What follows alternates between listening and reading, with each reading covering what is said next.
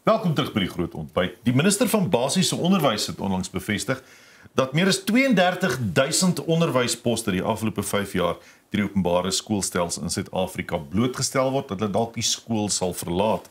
Die onderwyskrisis spruit uit 'n verouderde onderwyskorps wat aftrede nader. Dit is maar net soos dit is. Grootskaalse bedankings weens swak werksomstandighede en die voortdurende stelselprobleme met die werwing en die behoud van onderwysers op hierdie stadium in openbare skole.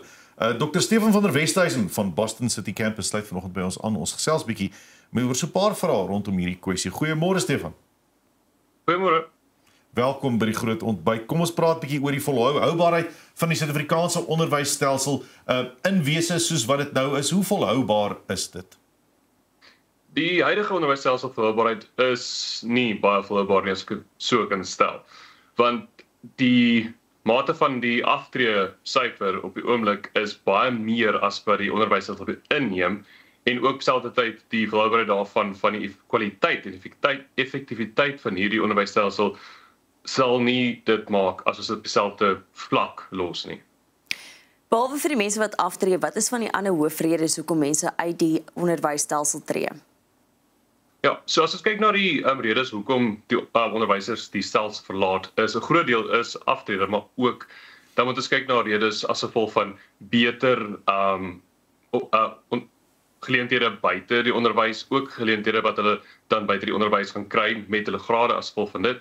En dan ook op dieselfde tyd is dit maar ook onderwysers wat voel dat hulle ook hulle kwaliteit van hulle werk buite die onderwysstelsel kan kry en ook as gevolg van salarisse wat gaan laag raak en ook die kwaliteit wat hulle ondervind in die onderwysstelsel in die klaskamers dryf hulle uit die stelsel uit. As jy praat van die kwaliteit in die klaskamers, is dit oorvol klaskamers, is daar nie genoeg hulpbronne nie, is dit nie genoeg rustyd nie, is dit te veel druk van die onderwysdepartement? Wat is van daai, jy praat van kwaliteit buite die stelsel in vergelyking met kwaliteit binne die stelsel, wat is die kwaliteit?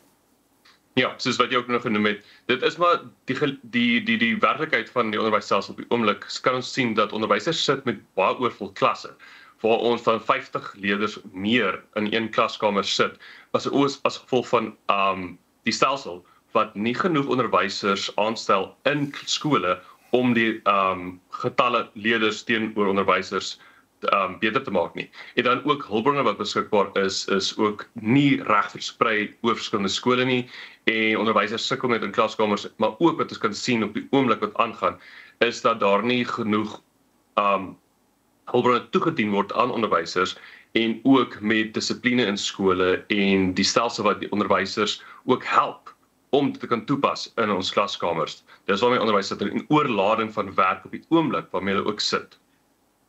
Mens moet kyk na demografiese verskuiwings. Is dit as jy demografies kyk na sê maar spesifieke streke in Suid-Afrika, is daar sekere provinsies of streke waar dit slegter af is as ander en wat sal indien wel, wat is dan die redes daarvoor? As ons kyk na verskillende areas in Suid-Afrika, dit gaan oor die onderwysers wat beskikbaar is in daardie streke in ons provinsies wat die onderwysstelsel, want in die onderwysstelsel kan ek sê die werwingsportale wat ons oomblik het, sit daar tot en met 12,000 geregistreerde onderwysers op wat werke of wat gekwalifiseer is, maar hulle word nie in skole ingedien in die regte hoeveelheid nie. So daar is provinsies met die stelsels wat dit sukkel en dit verskil tussen provinsies van die onderwysstelsel wat ons kan, as ek kyk na byvoorbeeld in KwaZulu-Natal en in ander provinsies soos byvoorbeeld Mpumalanga waar hulle sukkel om die stelsels reg te kry om onderwysers te kan plaas, as ek dit so kan stel.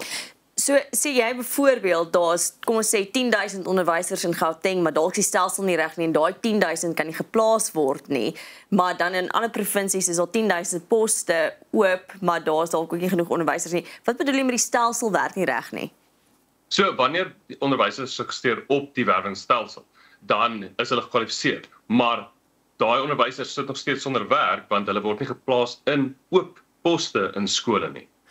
Ons het ook vroeër gepraat oor die oorlading van onderwysers en die klaskamers wat regtig vol is, maar terselfdertyd ons ook gehoor dat baie onderwysposte gevries is as gevolg van begroting. So hoe balanseer mens daai poste wat gevries is en ons kan dit nie vul nie en maar ons hoor tog ons kort meer onderwysers. Waar lê die probleem? Hoe spreek ons dit aan?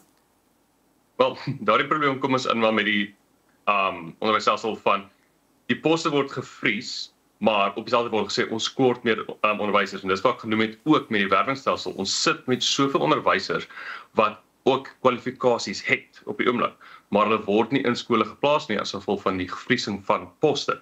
En dit moet ons ook kyk na die begroting. Is daar begrotings gestel deur die regering om die onderwysers te kan betaal om hierdie tekortkoming te kan vul? Want op die oomblik is dit nie daar nie. Op die oomblik kan hulle dit nie vul nie, want hulle het nie die begroting daarvoor opgestel nie. As jy sê ons het onderwysers, baie onderwysers wat net nie werk het op hierdie stadium nie, hoekom praat ons dan van 'n moontlike krisis oor die hoeveelheid mense wat uittreë? Is daai voldoende, daai hoeveelheid onderwysers wat sonder werk sit, die 12,000, dan nie voldoende aan die wat uittreë nie? So nee, as ons kyk na 2029 gaan omtrent 33,000 onderwysers verlaat die stelsel, ook van aftreding. En dit is baie meer as wat ons op die oomblik het wat sonder werk sit. So daai getal groei net elke jaar meer en meer. En dit gaan dan soos dit nou gaan aanspreek, jy gaan ons sien teen daai tyd wanneer dit daai getal die onderwysstelsel verlaat, gaan 'n groot gaping wees om dan te kan aanvul waar ons ewen nog groot of meer leerders per klaskamer gaan moet insit. Dink jy op hierdie stadium kwalifiseer daar genoeg onderwysers om daardie gaping die hoof te bied? Op die oomblik kwalifiseer daar genoeg, maar hoe meer dit raak, hoe meer onderwysers verlaat ook die klaskamer, nie net as gevolg van aftrede nie, maar ook hierdie ander redes wat ons genoem het. So, daar word onderwysers, gekwalifiseerde onderwysers elke jaar toegedien, maar op dieselfde tyd, dit moet meer en meer raak, om daai getal te kan gelykspreek. So wat dink jy is die oplossing? So hoe kry ons meer mense om te gaan, goed, ek wil graag 'n verskil maak in my gemeenskap of in Suid-Afrika, ek wil onderwys gaan swat, want ons weet dit is regtig 'n baie belangrike beroep. Hoe kry ons meer mense om te gaan, dis wat ek wil doen, en terselfdertyd daai mense in poste te kry, sodat hulle nie sonder werk sit, as dit is wat hulle swat nie, sodat ons nie daai gaping het in 2029 nie? Ja, so dit is nogals 'n moeilike vraag. Dit gaan al twee kante toe. So die eerste een is maar om te begin, om te kyk na die stelsel. Ons gaan die stelsel eers moet aanspreek om te sien wat benodig onderwysers in die klaskamers. Wat se hulp benodig hulle, wat se hulpbronne benodig hulle ook, maar ook van ondersteuning van die staat en ook van die gemeenskap. En dan op dieselfde tyd moet ons kyk na die onderwysers wat op die oomblik gradeer en kwalifiseer, sit hulle met regte vakke, want dis wat hulle ook sê op die oomblik, is dit nie 'n algehele aftreding van onderwysers wat sit sonder werk omdat hulle die verkeerde vak het nie, want ons het verskillende vakke in die onderwysstelsel as in die skool ontgaan. So as ons kyk na hierdie scarce skills vakke, baie onderwysers sit met kwalifikasies, maar daai vak wat hulle gestudeer het, is oorvol dalk, en die vakke wat onderwysers nodig het, sit ons met 'n tekort.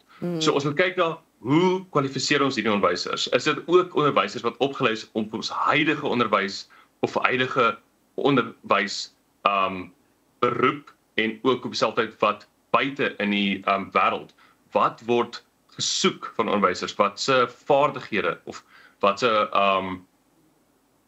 kan ek sê as leerders in matriek uitgaan en hulle gaan studeer, wat se vaardighede het hulle nodig wat die wêreld nou op die oomblik soek? So ons het dalk 30,000 onderwysers wat almal Afrikaans kan gee, maar net een wat IT kan gee. En eintlik moet ons kyk waar is die probleem, die gaping, en ons kort meer onderwysers wat noodwendig wiskundeonderwysers is.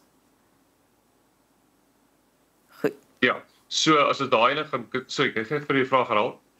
Nee, ek wil net weet, ek maak dit seker. So eintlik is die probleem dat ons onderwysers het wat dalk almal soos byvoorbeeld Afrikaans kan gee, maar ons het net een wat regtig wiskunde kan gee. So ons moet kyk waar lê die gaping tussen watter vakke die kinders kort. Ja, so ons moet kyk watse vakke kort hulle regtig daar buite en sit ons met klasse wat oorvol is met onderwysers met daai kwalifikasie of sit ons met klasse te klein maar soveel onderwysers wat daai kwalifikasie het. So daar moet 'n verspreiding wees. Ons moet kyk wanneer studente aansoek doen vir 'n onderwyskwalifikasie. Is dit nou B.Ed of is dit nou PGCE? Om te kyk wys vir hulle watter vakke daar buite is om wat op die oomblik 'n scarce skill is om te neem. Baie dankie Stefan, is interessant om te hoor. Ons hou duim vas dat daar voor 2029 'n antwoord is en daar meer kwalifikasies wel is en mense geplaas word in die regte plekke. Dankie vir jou tyd en moeite vanmôre. Baie dankie. Dis dan Stefan van der Westhuizen. As ons terug is na die advertensiebreek, dan gesels ons met 'n kunstenaar en sy naam is Frederik. Wel, dis net Frederik. Dis nie alle mense nie, is net Frederik.